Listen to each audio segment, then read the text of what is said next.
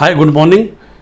आप सब लोग रिक्वेस्ट कर रहे थे तो मैंने कहा चलो बनाए थे वीडियो रिगार्डिंग दी यूपी के नए रूल। और आई थिंक नए रूल से भी प्रभाव पड़ेगा और किन कॉलेज पे पड़ेगा वो आपके सामने शेयर करता हूँ। देखिए, सबसे बड़ा जो रूल चेंज हुआ है, और फिर एक नहीं दो हुए हैं रेलिवेंट। मैंने दोनों ब्रोशर एक्चुअली खोल रखे हैं लास्ट 2 ईयर्स के। तो सबसे पहले तो हम जानते ही हैं कि शायद पूरे हिंदुस्तान में अगर सिक्योरिटी डिपॉजिट की बात करें और ख़ासकर नॉर्थ इंडिया में, तो उत्तर प्रदेश एकमात्र स्टेट ऐसा था जिसमें फ्री एग्ज़िट राउंड 1 में ही नहीं था। तो देखिए, आपको पता है कि 2 चीज़ें होती हैं जब आप काउंसलिंग करते हैं, और इंडिया में आपको पता है कि 25 के करीब काउंसलिंग होती हैं। तो एक केंद्र सरकार की काउंसलिंग होती है जिसको हम एमसीसी काउंसलिंग कहते हैं, जिसके अंदर 53 प्राइवेट कॉलेज आते हैं जिन्हें हम डे टू डे भाषा में डीम्ड बोलते हैं, और सारे एम्स, जिपमर, बीएचयू आता है, और हर सरकारी स्टेट कॉलेज का 15% सीटें आती हैं। फिर सारे के सारे स्टेट कॉलेजेस हैं, चाहे वो सरकारी हो चाहे वो प्राइवेट हो। अब इन 25 काउंसलिंग में कहीं पर पहले 1000, 2000, 5000 का रजिस्ट्रेशन अमाउंट दिया जाता है, और फिर एक सिक्योरिटी डिपॉजिट दिया जाता है जो लाख, 2 लाख, किसी किसी जगह पे 5 लाख, एनआरआई के लिए 10 लाख मध्य प्रदेश में होता है। पर्पज़ ये रहता है कि अगर आपको सीट मिली और आपने नहीं ली तो ये पैसे सरकार जब्त कर लेगी। काउंसलिंग में आप अगले राउंड में पार्टिसिपेट कर सकते हो, सेम काउंसलिंग में, bye paying this deposit again. अब जनरली ये जो आपके पैसे फॉरफिट होते थे वो राउंड 2 में होते थे, राउंड 2 से शुरू होते थे, और तकरीबन राउंड 2 में हर जगह ही आपके पैसे फॉरफिट होते थे। उत्तर प्रदेश में राउंड 1 में फॉरफिट हो जाते थे।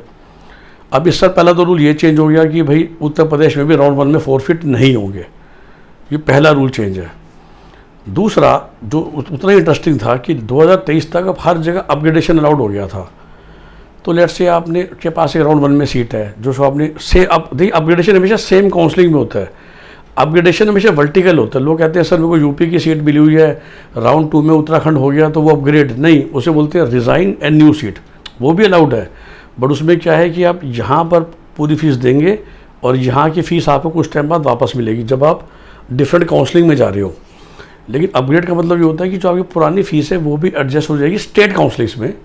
बट एमसीसी में अगर अपग्रेड हो जाता है तो क्योंकि दोनों सब इंडिपेंडेंट कॉलेज हैं, तो लेट से आपको राउंड 1 में मिला था दत्ता मेघे, राउंड 2 में मिल गया भारतीय विद्यापीठ, तो पैसे नहीं डूबेंगे, पर दत्ता मेघे आपको वापस करेगा 20 दिन में, भारतीय विद्यापीठ के पैसे देने पड़ेंगे अभी।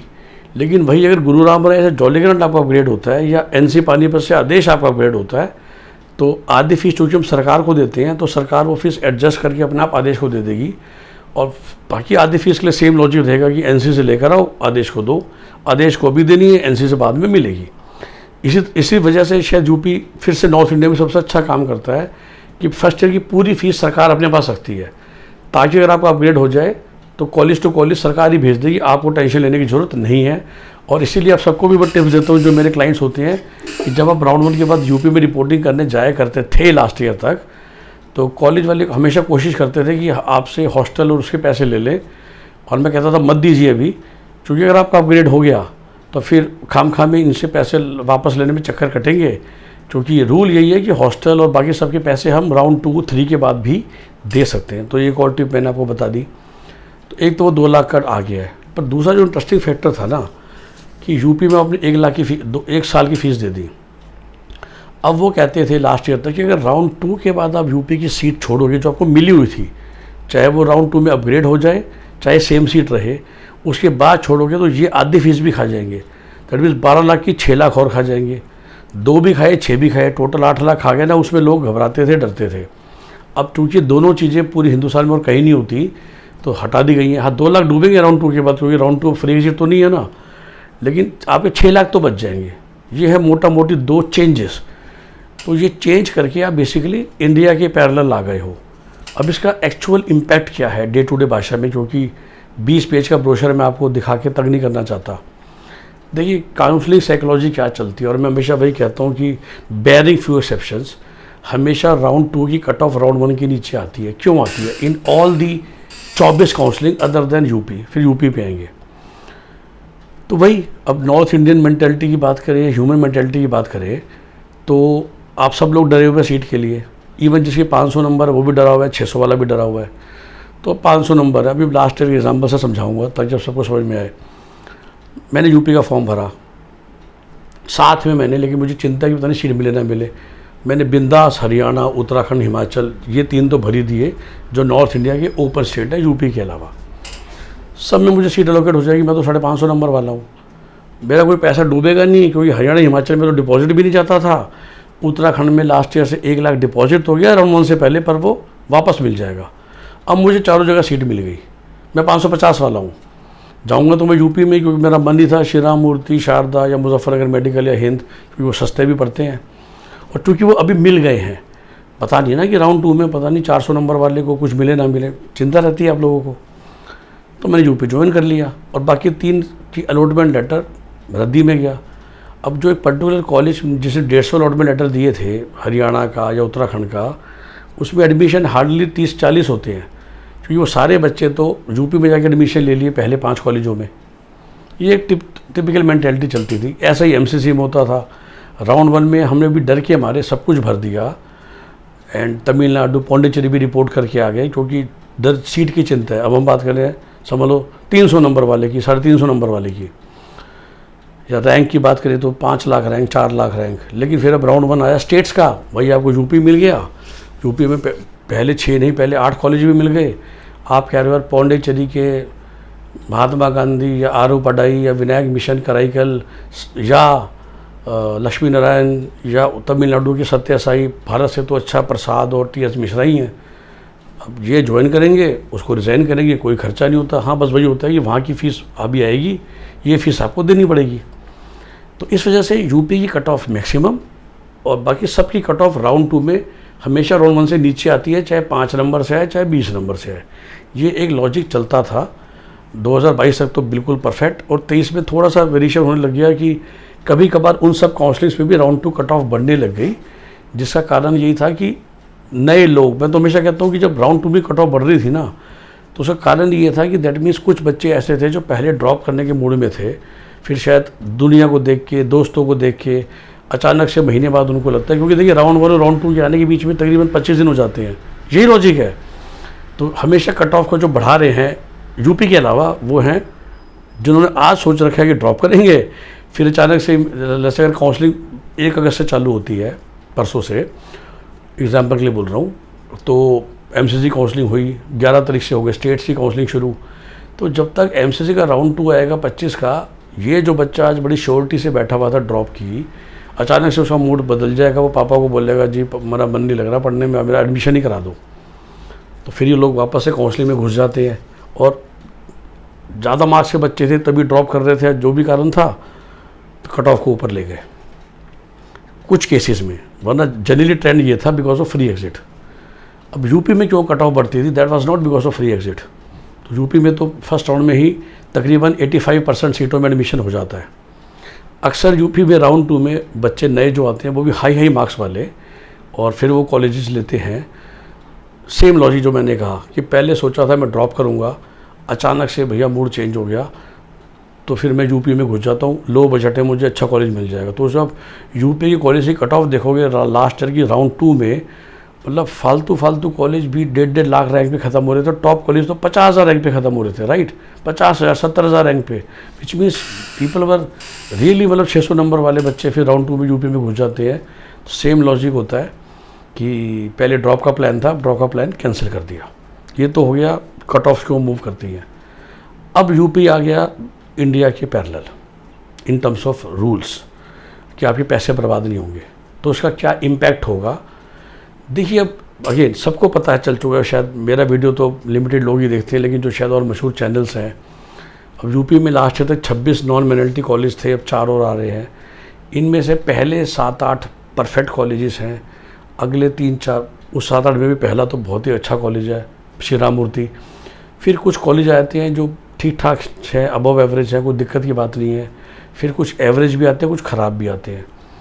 अब जो एक्चुअली टॉप वाले कॉलेज है उनको तो कोई चिंता है ही नहीं, क्योंकि जो उनके पास बच्चे जा रहे थे वो वैसे ही वही थे, हाई मार्क्स वाले और लो बजट के। भाई मेरे नंबर इस साल अगर 600 हैं और मुझे 70 लाख ही खर्च करने हैं, तो इंडिया और नॉर्थ में रहना है, तो मैं वही श्री राम मूर्ति, हिंद बाराबंकी, मुजफ्फरनगर मेडिकल, शारदा जाऊँगा, हिंद सीतापुर। तो शायद उन पर ज़्यादा फ़र्क नहीं पड़ेगा। फ़र्क पड़ेगा मेरे ख्याल से मीडियोकर कॉलेजेस पे और नीचे वाले कॉलेजेस पे। अब लास्ट ईयर क्या होता था, मेरे नंबर है 270, मैं लास्ट ईयर के नंबर बोल रहा हूँ बराबर, इस साल वो सब 60 नंबर से बढ़ा लो। तो मुझे इच्छा नहीं है बिल्कुल भी कि मैं नारायण कानपुर या वेंकटेश्वरा गजरौला या सरस्वती उन्नाव या मैं ऐसे कॉलेज में जाऊँ। लेकिन बाकी सब जो स्टेट्स हैं उन सब में तो राउंड 1 कट ऑफ है 500 पे जा रही है because of free exit rule, जिसकी वजह से सारे टॉपर बच्चे जिनको जाना यूपी में था वो बाकी फॉर्म भी भर रहे हैं।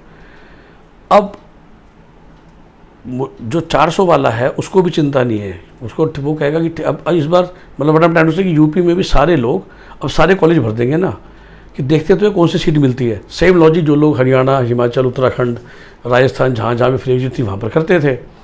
तो क्या होगा, क्योंकि 2000 ही दिए जा रहे हैं, 2 लाख भी आपके सेफ हैं, तो हर बच्चा अब सारी चॉइसेस भर देगा।